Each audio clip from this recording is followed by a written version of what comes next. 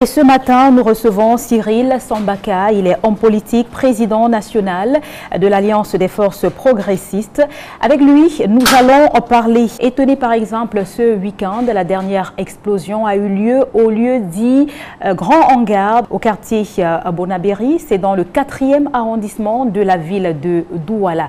Finalement, quelle solution adresser face à ce phénomène qui se répand dans les grandes villes du Cameroun?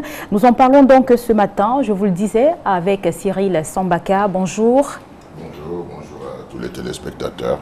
Merci d'avoir répondu présent à notre invitation ce matin. Et l'on veut savoir, finalement, est-ce qu'on a adressé les meilleures réponses face à ce phénomène d'engins explosifs improvisés?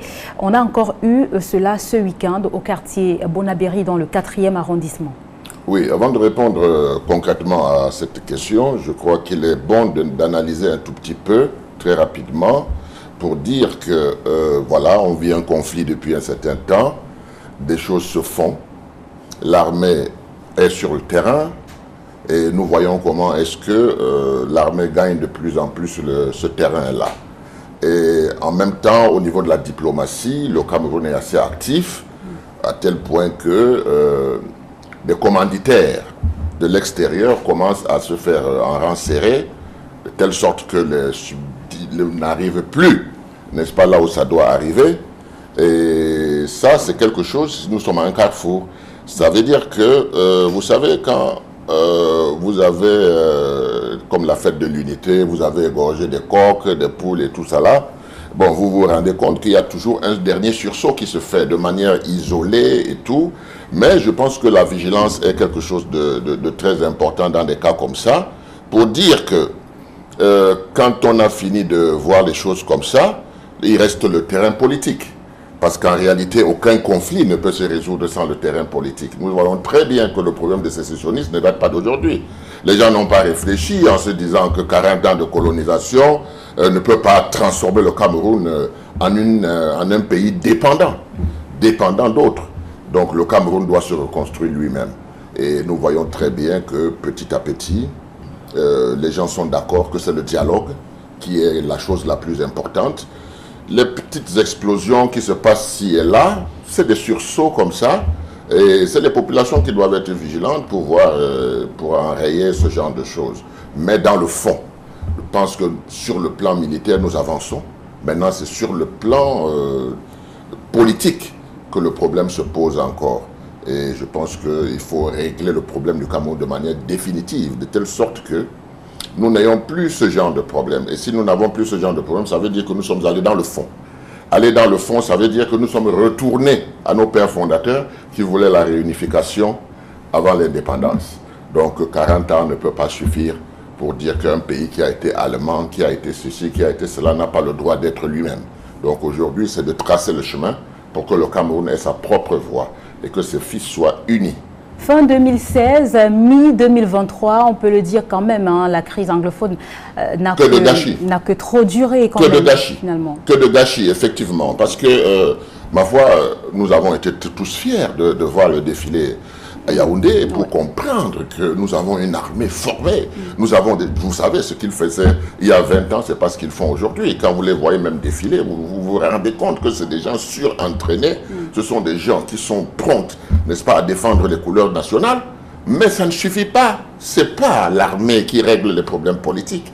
Il faut que du côté politique, on avance aussi. Donc, c'est-à-dire que finalement, ces explosions sporadiques que l'on peut avoir, il faut pas avoir peur de ça. Et à Yaoundé ne sont que la face. Non, il ne faut pas avoir peur de ça. C'est des sursauts. C'est des sursauts, n'est-ce pas, des gens qui ne mesurent pas suffisamment l'acte qu'ils posent. Parce que l'acte qu'ils posent, c'est le terrorisme. Ce n'est pas les partis politiques qui font le terrorisme. C'est ça, le terrorisme.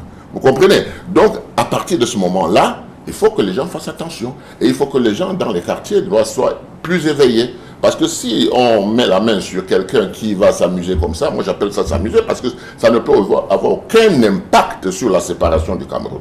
Aucun impact. C'est donc pas la peine de s'engager dans des choses qui ne peuvent avoir aucun impact. Sinon, terroriser les gens, vous êtes terroriste. Si vous terrorisez, vous êtes terroriste. Et si vous êtes terroriste, on vous applique la loi du terrorisme. Donc nous appelons de tous nos voeux à ce que la crise se déporte, n'est-ce pas, sur l'angle politique. Parce que sur l'angle sécuritaire et militaire, je crois que les choses sont en train d'être faites. Sur l'angle diplomatique, quelque chose est fait depuis qu'on assiste à des arrestations hors de nos frontières par rapport à ce sujet. Donc je crois que ce qui reste, c'est la grandeur du Cameroun, c'est de mettre ses enfants autour d'une table, sortir des solutions politiques. Adresser des réponses politiques. Absolument. Et plus seulement sécuritaires, selon vous? Non, sécuritaire, moi j'ai confiance. Je me dis l'armée camerounaise a suffisamment démontré, et je crois qu'ils ne veulent même pas aller beaucoup plus loin. Parce que ce que nous avons vu, une démonstration le 20 mai à Yaoundé, nous avons vu ce que c'est que notre armée. Donc voilà, nous ne doutons pas de l'armée, ce que nous doutons c'est du politique. D'accord. Voilà. Et pour le cas de Bonabéry, l'explosion de cet engin explosif a improvisé la déflagration durant ce week-end. Les autorités parlent de plusieurs boutiques, au moins 6 boutiques qui ont été détruites. Pas de perte en vie humaine, pas de blessés non plus. Un sujet qui nous a permis ce matin de remettre sur la table des discussions. Ça n'empêche pas, s'il n'y a pas eu de perte humaine, ça n'empêche pas que ce monsieur qui a posé cette bombe soit un terroriste. Parce que c'est ça qu'il faut savoir. C'est pas parce qu'il n'y a pas eu de perte en vie humaine qui n'est pas terroriste. Non, il est un terroriste parce qu'il a posé une bombe, ça a explosé, ça aurait pu tuer, ça n'a pas pu tuer, grâce à Dieu, mais il ne faut pas exclure que ce monsieur est un terroriste. D'accord. Merci Cyril Sambaka d'avoir répondu présent à notre invitation ce matin. Vous êtes le président national de l'Alliance des forces progressistes. C'est un plaisir pour moi, je vous vois beaucoup à la télévision, je ne vous avais pas encore rencontré comme ça tout le temps. Merci. Merci encore.